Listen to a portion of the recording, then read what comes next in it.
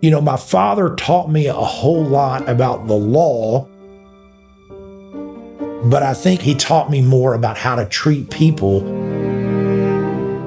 and how it doesn't matter how somebody dresses or what kind of car they drive or what color they are or if they're male or female or what religion they are, whatever. Treat everybody, meet everybody where they live. And I think that's because my dad's humble beginnings, and he realized you can't judge a book by its cover.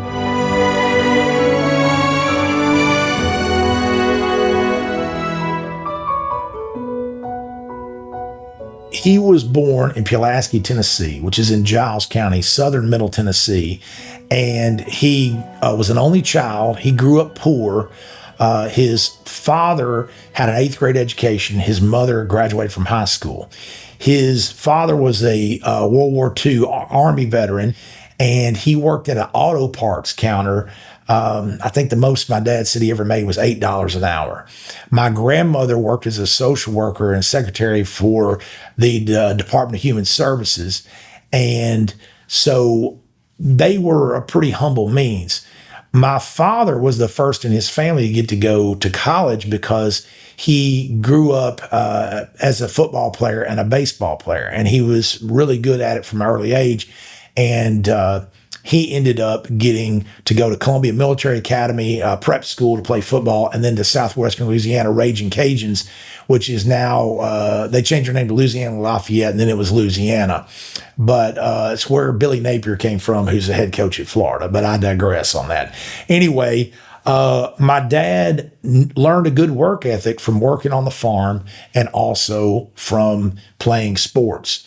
When he got through with undergraduate, he ended up joining the Marines when Vietnam started. And lo and behold, the Marines were going to start a football team like Army, Navy, Air Force. And my dad played football for the Marine Corps until he was 25 years old. And that kept him from having to go to Vietnam. And during that time, he got to play football against Roger Staubach when Staubach was at Navy. He got to play football against Terry Bradshaw when Terry Bradshaw was at Louisiana Tech. He played in the Houston Astrodome on the turf field, which was the first of its kind back then. And it's probably why he survived because he didn't get deployed to Vietnam. I was born in Quantico, Virginia on the Marine base. Now, after he comes out of the Marine Corps, he decides to go to law school at the University of Tennessee in Knoxville. And even though he was out in the Marines, he joined the Army Reserve, and he was in the Army Reserve for 30 years. He retired as a lieutenant colonel. During his time in the military, he was deployed to Grenada. He was deployed to Panama. He was deployed to the first Gulf War, and then he went to Bosnia. The only reason he didn't get deployed to Afghanistan after 9/11 is because he had retired prior to Afghanistan. If he would have gotten a promotion to colonel, he probably would have been head of his unit and would have gone to Afghanistan. But he retired after that. So his service to his country was important to him as a Marine, and then the Army Reserve. He always imparted being of service to the community was important. And so that work ethic, that sense of service, and growing up from humble beginnings, I think really informed who he was as a person. Now, I wanted to talk about him, and really the purpose of this video is to talk about the importance of a mentor, because my father was my first legal mentor. The reason why I think mentors are important is because you can be learned in the practice of law. You can know the law, but it's also important to learn the ethical practice of law and the civil practice of law. And I think it's extremely important, vital to have a quality mentor. Unfortunately, a lot of attorneys don't have a quality mentor, or they don't have a mentor at all. In fact, the Tennessee Bar Association has a program where they try to get older, more experienced attorneys to offer their services as a mentor for young lawyers, because so many don't have a really good mentor. Now, let's talk about what learned in the law means. And I'm a big definition guy. When I was in law school, they called me the Black's Law Dictionary boy, which Black's Law Dictionary is a legal dictionary. And I would look up terms in the law because the law is very term driven.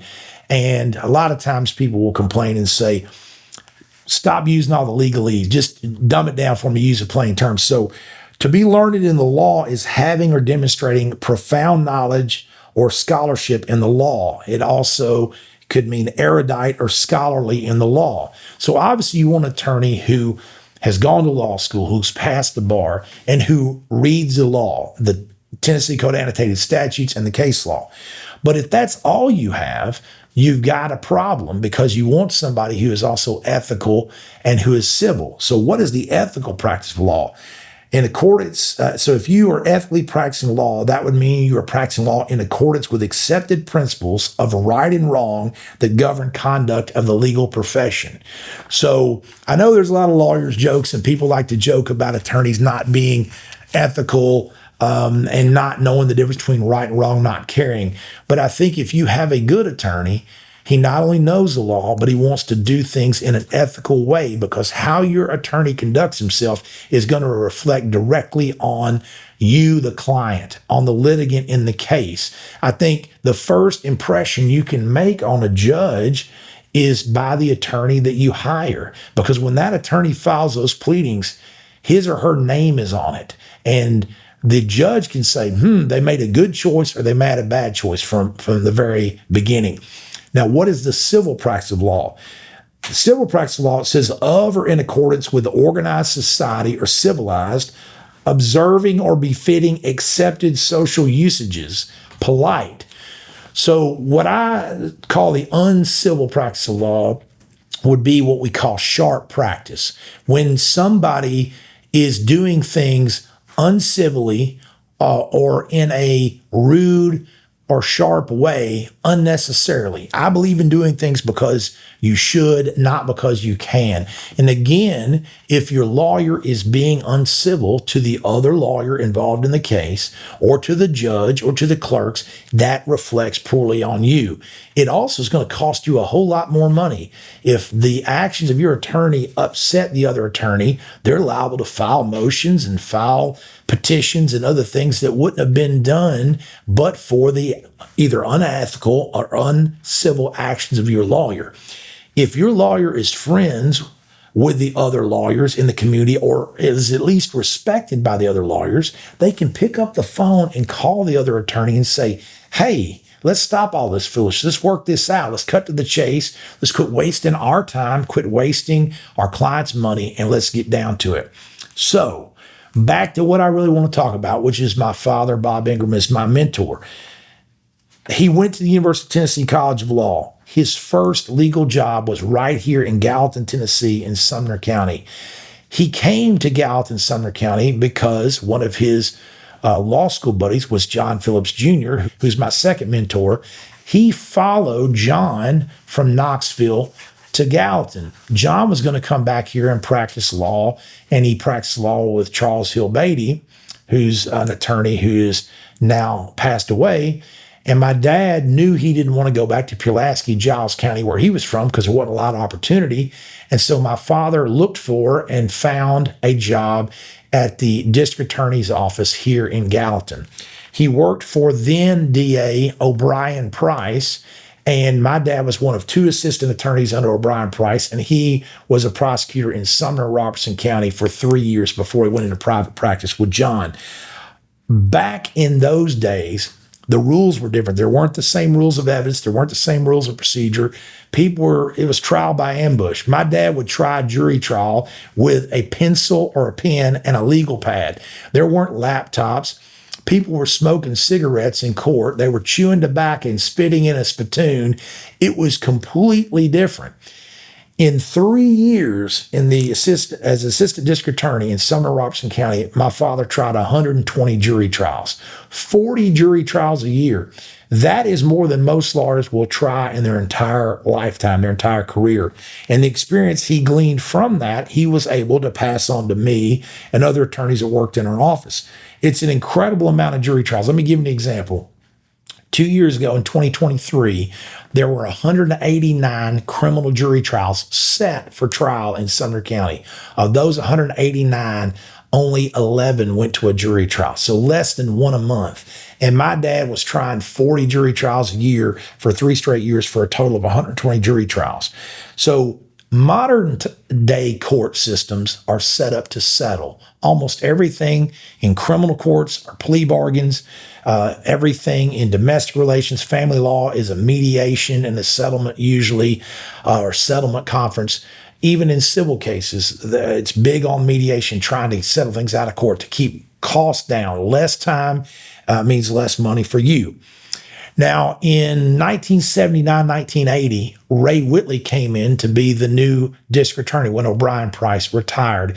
And Ray Whitley, at that time, my father left the DA's office, and so did the other assistant DA, Doolin Kelly, and they hired a young DA named D. David Gay, who's now our criminal court judge, and Wayne Hyatt, who is now retired from the practice of law, and they came in as assistant DAs. And my father, at that time, in 1979, 1980, that year, he and John Phillips Jr. formed the law firm of Phillips and Ingrum, which was just off the square initially, but moved into this same building where Ingrum Law is in 1981. And we've been in this location ever since.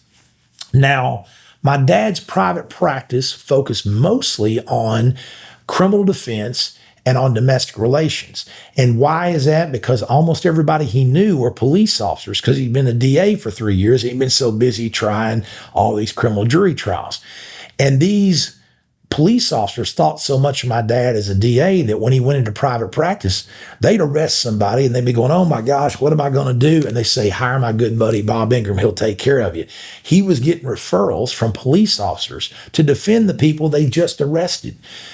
Also, unfortunately, a lot of police officers get divorced because of the stress of the job. And so my dad started doing a lot of divorces for police officers that he knew. And so because he did criminal defense and divorce, that's kind of what I fell into from the very beginning. And, my father taught me a whole lot about the law, but I think he taught me more about how to treat people and how people from all walks of life, no matter where they're from. And I think that's because my dad's humble beginnings, and he realized you can't judge a book by its cover. It doesn't matter how somebody dresses or what kind of car they drive or what color they are or if they're male or female or what religion they are, whatever. Treat everybody, meet everybody where they live. He said, don't talk to anybody, down to anybody. Never talk down to anybody, especially women. Don't patronize people. Some attorneys, particularly older male attorneys, kind of pat a client on the head, particularly women, say, oh, don't you worry your pretty little head about it. My dad never did that, and I don't do it either. I think knowledge is power. If I think you need to know something, I'm going to absolutely tell you. I'm going to share it with you so that you're not afraid. Doesn't matter if I know it. I've done it a million times the last 25 years. This is the first case that you've ever had. It's the only case you care about. And so I want you to know what the law is and what to expect when we go to court. Now, I have some clients sometimes, or prospective clients, in a first initial consult, they'll say, Jay, you've given me so much information, I'm kind of overwhelmed.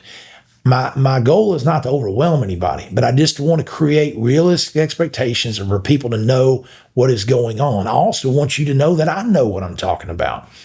Now, if I tell you the law and you tell me the facts, whatever kind of case it is, criminal, divorce, wills and estates, civil, we're going to make a better team. Those things dovetail nicely together.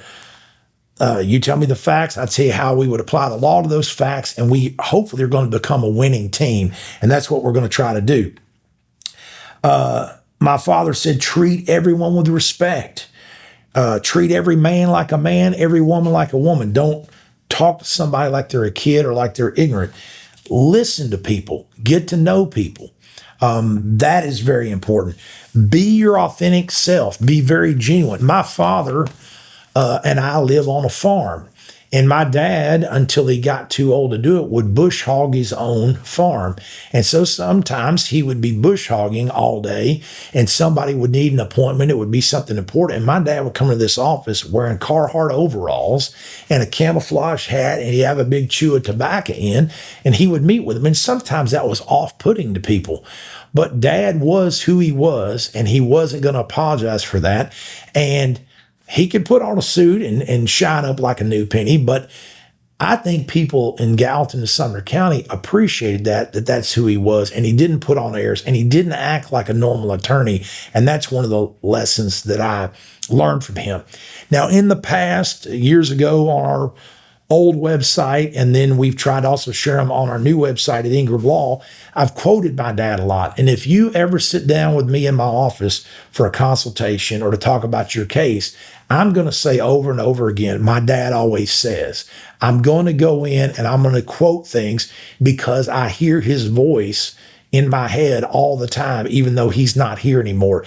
When we were in the same office, he was across the hall and his desk faced this way, and I was across the hall and mine faced this way. And when our doors were open, when he's talking, I could hear him. When I was talking, he maybe could hear me. He was a little hard of hearing, but I could always hear him. And when I first started practicing law, I shadowed him for about 6 months. But then after that, I could just hear him from across the hall. And he would say things like, pigs get fat and hogs get slaughtered. And that's an old saying. And what does that mean? Well, to me, what Dad was trying to say is pigs get fat, hogs get slaughtered. Don't be hoggish. Don't try to grab for more than what you're due. If you do, you're going to get slaughtered. So he's saying be reasonable, be fair when you're trying to settle a case. Don't ask for more than what's reasonable, whether it's from a DA or from your spouse's divorce attorney or from the judge. If you come in with reasonable demands, they're more likely to be met. If you come in asking for things that are ridiculous, you're probably going to be told that they're ridiculous. He would say, always be honest. Your word is your bond. He said that with everybody. Now, I know people might scoff at that. They may laugh and say, well, the very idea of an attorney talking about being honest, I thought attorneys were professional liars. That's not the truth. That's what you see on TV and movies. Now, I'm not saying that no attorney has ever lied or has ever fudged the truth. Yeah, there are attorneys that do that, but I'm telling you this, if you do that, you won't be in practice very long or you won't make very much money, because other attorneys need to be able to count on what you say. The judges need to be able to count on what you say. The clerks need to be able to count on what you say. A jury needs to be able to count on what you say. If what you say is not true, it will be discovered in a trial, because what a trial is a search for the truth. Now, a lot of times the judge gets to decide what the truth is. Other times a jury does. But as soon as a judge or a jury believes that you are lying, you are lost. You are not going to be successful at all. Because if you'll lie about something little, you'll lie about something big. You have to tell the truth. And I tell my clients the same thing. Now, if you're looking for an attorney and you're watching this video and you say, well, you know what? I don't want to tell the truth. I can't tell the truth because if I do, I'm going to go to prison. Well, if you don't want to tell me the truth and you're not going to be willing to tell the truth on the stand, if we choose to put you on the stand, then I don't want you to hire me. If you want to lie and you want me to lie for you, I'm not your guy. You're going to have, now there's somebody, if you pay them enough, they might lie for you and they might let you lie. They might look the other way. They might not even ask you if you're guilty or ask you if you had an affair or whatever it is. I want to know the truth because I cannot properly defend you if I don't know what the truth is. I don't want any surprises in the middle of a trial, and you don't either. Now, these kind of lessons are the things that my father, my mentor, taught me. Another one he said, and this echoes in my mind, is don't let one fee, one case, one client compromise your name, your reputation, or your law license.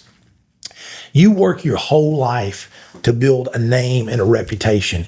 And in 1 second, one bad choice, you can throw it all away. You've seen it many, many times with a politician or a movie star or a musician or an athlete. They make one mistake and they're ruined, particularly in this modern cancel culture that we have. So I'm not going to let what one client wants or one client pays me or one client asks me to do compromise my name, my reputation, my law license. If I do that for somebody last week, guess what? It not only ruins me for that case, but for your case, if you walk in my office today or for the clients coming in next week, the well is poisoned with that judge or that DA or that opposing counsel for all time. I have to tell the truth or my reputation's ruined, and then I'm going to be less effective for you. So that's the reason for it. My dad would always say this, and was important really for me as a young attorney to hear this. He'd say, son, don't overtry your lawsuit. Now, what does he mean that? He's saying don't turn a speeding ticket into a first-degree murder trial. As a young lawyer, what you wanted to do is grab your file and run up to the DA and tell them everything you know about the case. And they get overwhelmed. It's like they're trying to drink water from a fire hose.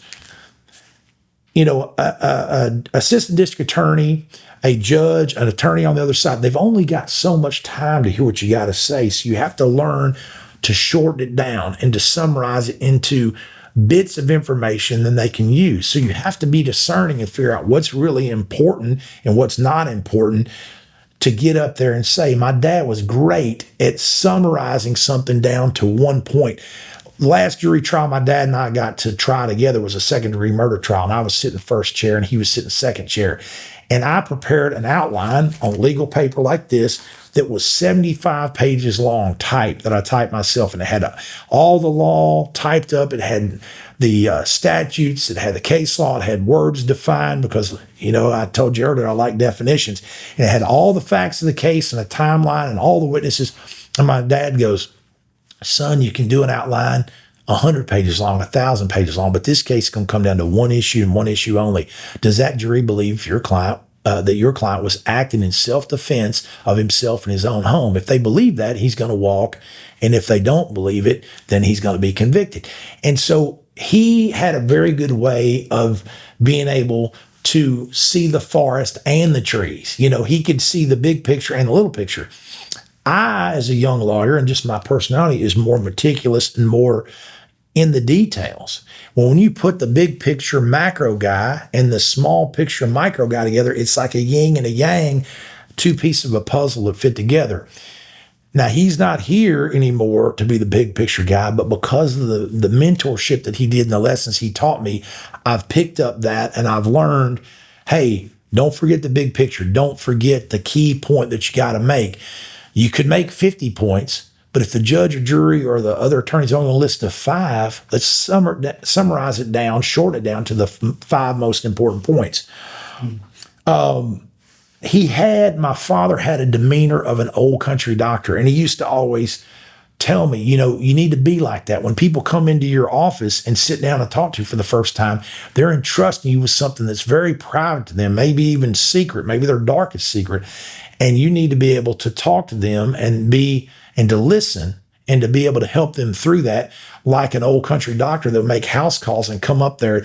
He kind of said, you know, you sidle up to the side of the bed and your old country doctor, you know, you sidle up to somebody in court or in your office and you talk to them about the case. He says things like, say what you mean what you say. It doesn't cost anything extra to be nice. Always remember where you came from. Treat others like you want to be treated. You're no better than anyone else. Remember, and this is key, especially for a young lawyer. I'm going to pause here a minute. When you're a young lawyer, sometimes people that get out of law school, they think, man, I went to college, I went to law school, I passed the bar, I'm big stuff now. But the truth is, you come out of law school, you really don't know anything. You don't have any clients. You haven't tried any cases. You don't have any experience practicing the law when you first come out. And so he would say, remember that. And he would say, you don't come in to the courtroom or into the clerk's office or into a law office and act like you're a big shot just because you're a lawyer, you got Esquire behind your name. He said, remember this, son. He said, the ladies in the clerk's office, the ladies that are the paralegals and secretaries and legal assistants in the law offices, the judicial assistants, he said, those women run everything. And he said, if you upset them, you're not going to get anywhere. You're not going to get anything done. And he said, you better be as good to them as you possibly can. And I'm telling you, out of all the advice that I've rattled off that he told me, that's probably the number one best advice he ever gave me, because it is true. The clerks, the paralegals, the legal secretaries, the judicial assistants, who most of them are female, not all of them, there's a few males, but most of them are female.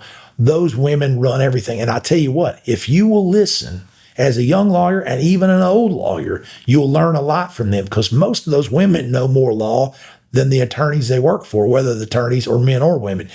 I remember Dad used to call Mahalia Hughes, who was the circuit court clerk for about 34 years before she retired. And my dad would call up, I'd hear him, and he'd say, Mahalia, would you help an old lawyer out? And I started calling up and saying, Mahalia, would you help a young lawyer out? Until I got too old, and now I would call up and say, Mahalia, would you help an old lawyer out? Well, now it's not Mahalia anymore. It's Catherine Strong. So I can call up Catherine and say, hey, Catherine, would you help an old lawyer out? You have to have those relationships, and it comes from mutual respect and not acting like you're better than somebody else because you have this or that degree. And having my father ground me in that and teach me that, that's why I'm able to do some of the things I'm able to do. Another great piece of advice, and if there's any police officers or assistant DAs listen to this, which I hope there are, you're going to appreciate this. He said, never mistreat an assistant district attorney or a police officer. He said, because you're going to need them way more than they're going to need you. Most of the time, unfortunately, your client who's charged with a crime, a lot of times they're guilty. A lot of times they've got the evidence against them. And so a lot of times all you're doing is you're going there and begging, pleading for mercy from the officer, from the DA or whatever. My dad even told me this. He said, even if you suspect a police officer is lying, never accuse them of lying. Say, could you be mistaken? Give them some way out of it, because if you call an officer a liar, they'll never forget it. And they will burn you on that case and every case after that. Now, I'm proud to say, and I practice predominantly in Sumner County, that I have never seen in 25 years an officer out and out lie. And I've never seen an assistant DA out and out lie on something. Could somebody have made an honest human being mistake? Yes. But I've never seen anybody try to frame somebody or plant evidence. I'm not saying it never happens in other jurisdictions, in other states. And we all know it happens on TV and the movies. But TV and the movies is not reality all the time. And most of these people, public servants, police officers and DAs, I think are trying to do the right thing.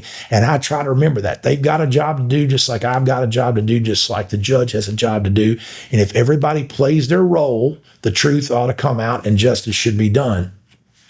Another good lesson my dad taught me, he said, don't ever stay mad at another attorney more than 24 hours. Now, that's whether it is a DA or a private attorney.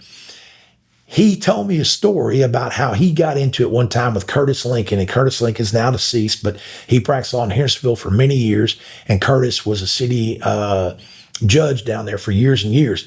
He got into it with Curtis, and he felt bad about it, and an hour later, he sent Curtis one long stem red rose and a note apologizing, and I will tell you this, Curtis Lincoln never forgot that.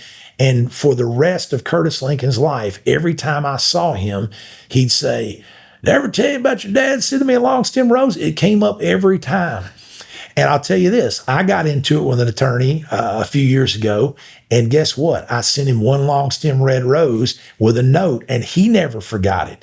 And I think it's just a good practice. What we do is adversarial as lawyers, and we are fighting against one another, but it's business, it's not personal. And if you have an attorney that conducts himself that way, you've got a better chance, I think, to reach an amicable resolution that saves the lawyer time, saves you, the client, time, and saves money.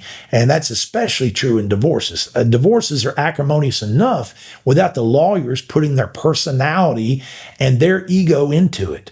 This case is not about me. The case that you, the client or potential client, brings to me is about you. And so I need to take my personality and ego out of it, and I need to humble myself and do and say whatever I need to do to make sure we get the best outcome for you, the client. So that's some really good advice. Dad's best advice on the law itself was always, if I'd go and ask him a legal question, this just purely legal, not about ethics or about civility, I'd say, what's the law on this, Dad? And his best advice was always, go ask John. And he's talking about John Phillips Jr., who is his old law school buddy from University of Tennessee College of Law and his law partner for many years. And what my dad knew was how brilliant John Phillips Jr. was. And so he would say, if you go ask John, he'll know. If you ever saw the movie It's a Wonderful Life, there's that sign where the young George Bailey looks up and it says, ask Dad, he knows. Well, that's why I would always go ask my dad. But when Dad didn't know, he'd say, go ask John, and John would usually know. And that's another thing I'll tell you. If you're looking for a lawyer, try to find a lawyer who's a member of a firm if you can. Doesn't have to be a big firm. We're a small firm. We've always been a small firm, but a member of a firm, because 2 heads are better than 1, 3 heads are better than 1, 5 heads are better than 1. You have other people to run it by, whether it's mentors like my father, John Phillips Jr., or just fellow attorneys, as opposed to trying to, fly by the seat of your pants and do it alone, particularly as a young lawyer. That sort of concludes what I was going to say about my father, Bob Ingrum, but I want to talk now about my second legal mentor, John Phillips Jr.